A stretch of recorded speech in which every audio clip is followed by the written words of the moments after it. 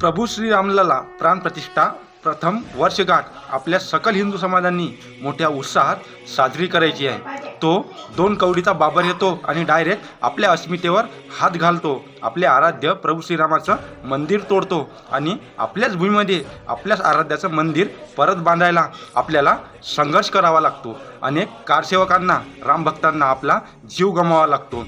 ही भूमी प्रभू श्रीरामाची आहे हे याचे सबूत आपल्याला कोर्टात दाखवावे लागतात। आपलीच भूमी, आपलंच मंदिर, तरी पण आम्हाला कोर्टाच्या फेऱ्या माराव्या लागतात।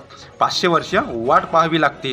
एवढा संघर्ष करून 500 वर्षानंतर मोठ्या थाटात अयोध्येमध्ये प्रभू श्रीरामाचं मंदिर भव्य आणि दिव्य प्रकारे उभं राहतं। पण हा 500 वर्षाचा संघर्ष असून सुद्धा आम्ही आमची हिंदू 50 वर्षसुद्धा ही प्राणप्रतिष्ठा वर्षगाठ साजरी करू शकत नाही। ही आमच्या हिंदूंची विटंबना आहे, कारण आमची संस्कृती, आमचा धर्म जपायला आमच्यापाशी वेळच नाही।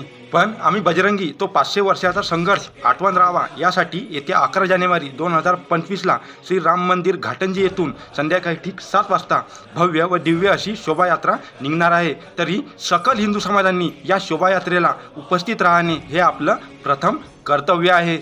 तेल लगाओ डाबर का, नाम मिटा दो बाबर का। राम राम।